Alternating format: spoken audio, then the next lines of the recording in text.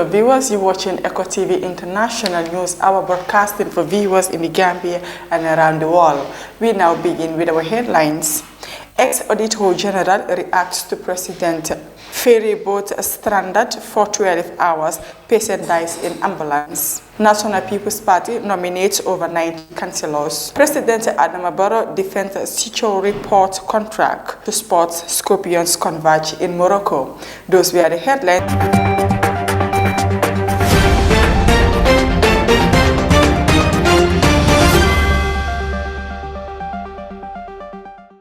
We now have the news in detail. Former Auditor General Karamba Toure has said President Adama Barrow's claims that audit reports are just mere opinions exposes the general lack of knowledge about audits and audit reports.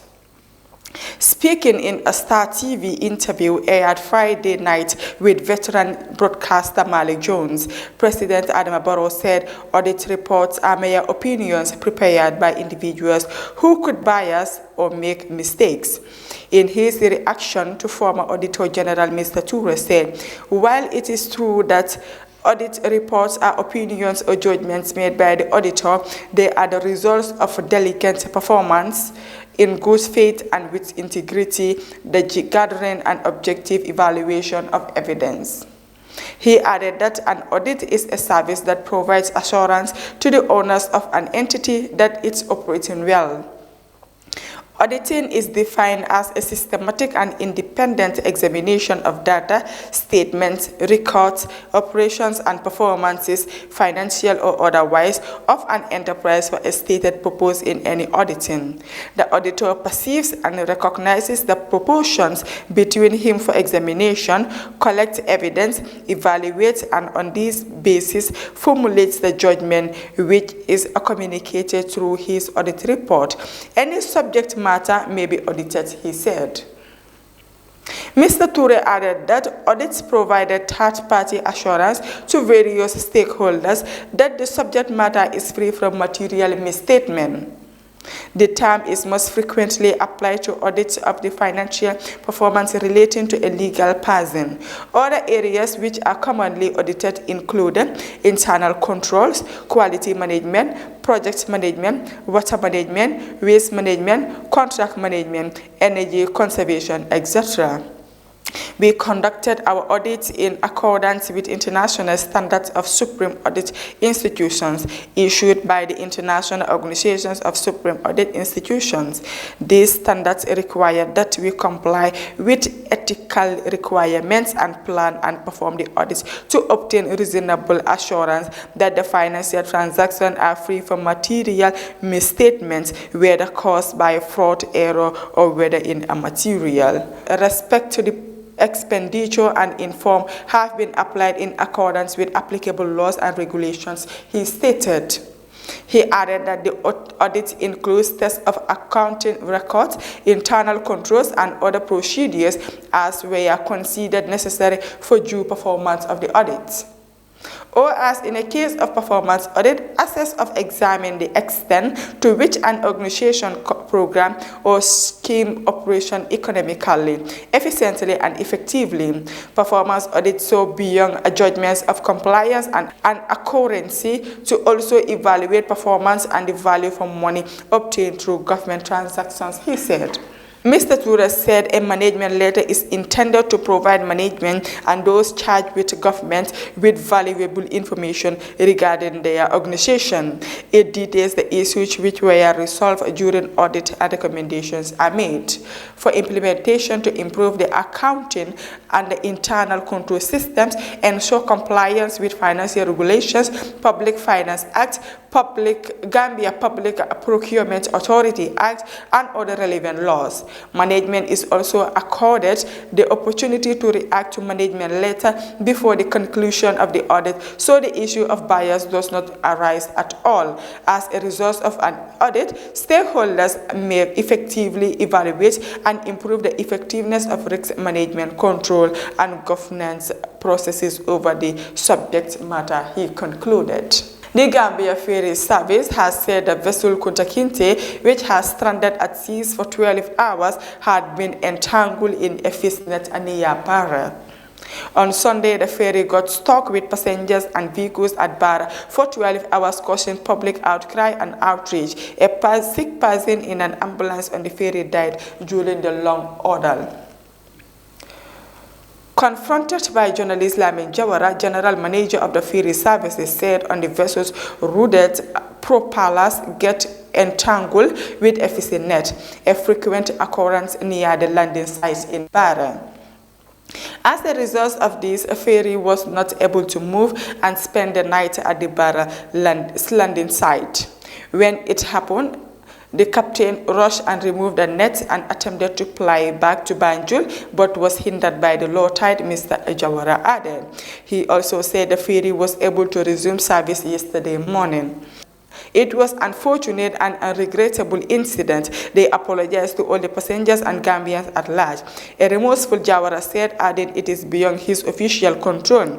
Their objective is to provide effective, safe and reliable transportation for people and goods. Issued like this is bound to happen, but they are not happy with it. The ruling National People's Party yesterday nominated over 90 candidates across the country ahead of the 15 April area councillors election. In Banjul, the party filled nomination for all the 9 wards, while in Kanifing Municipal Council, the NPP contesting for wards, leaving the rest with the APRC. They are hopeful that they are going to take all the seats. They learned from their mistakes during National Assembly election, where they had a lot of division, and as a result of their people went to run as independent candidates against their official candidates, and some were angry that they didn't even participate in the election because of the selection processes. So this time around, they had worked on that seriously, and they don't have any independent candidate that they know of as far. National People's Party campaign manager Lamin Cham told the people at the IEC regional office Kanifing. The IEC Deputy Chairman Joseph Coley, overseeing Kanifing, asked all candidates have fulfilled their legal requirements for eligibility, adding that the IEC would conduct its verification to ensure the 75 signatures that endorse their nominations and are registered voters of their respective wards. After 4 o'clock, if no registered voters raise objectives, then they deem that candidate to be duly nominated, Mr. Coley stated. President Adama Barrow has again spoke in defense of the controversial airport fee collected by SUbcribe, a US-based Gambian, supposedly to provide aviation and immigration security at the Gambia International Airport. The $20 fee collected at the airport from arriving and departing passengers from caused public outcry and outrage, especially from a recent audit report on the awarding of the contracted revealed lack of transparency on the side of the government. Confronted with the issue on the much-watched Star TV interview on Friday night with veteran journalist Malik Jones, President Adama Barrow said the decision to award the contract is a government policy designed to address security challenges at the airport, urging that Gambia has one of the cheapest airport security fees in the sub-region. SUbcribe is dealing with security, which is part of the assessment made at every airport, and it is an airport security is considered not to meet the international standards. Some flights will not land at the airport. So the SUbcribe contract is necessary because they are responsible for collecting data entitledly kept by the Gambia Immigration Department, and that is important, he added. Mr. Adama Barrow added that SUbcribe is doing similar things in Senegal, Sierra Leone, Ivory Coast, and many other countries in the sub-region where the fees charged are bigger than what they charge here. However, the President disclosed that decisions are on the way with relevant stakeholders for the fees to be embedded on the air tickets.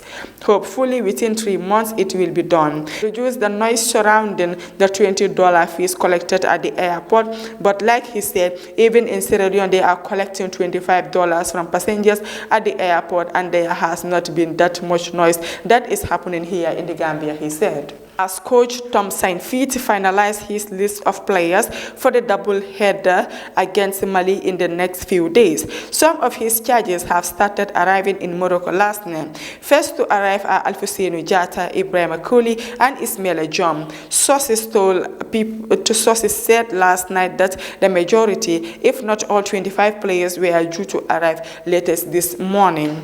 The team will leave Casablanca for Mali tomorrow ahead of Friday's first leg. The Gambia is currently second place in the group and would need to resist, if not beat Mali in a list of the two figures to stay realistically in connecting for one of the two available qualification spots in the country. Analysts said these matches will be the hardest for the Scorpions, with both matches to be played without fans since CAF's disposal of the National Stadium. As they went to a press last night, coach Saint Fitz had called Abdoulaye Sagnan to replace injured Youssoufa Jatta. Those were the stories about today's news bulletin. But before we take a leave of you, let's take a recap on to our top stories. The Auditor General reacts to the President. Ferry boat stranded for 12 hours. Patient dies in ambulance. National People's Party nominates over 90 councillors. President Adama Barrow defends show report contract to sports. Scorpions converge in Morocco. Those were the stories of our today's newscast. Thank you for joining us. With your presenter, Maria Magellan. Do have a pleasant day.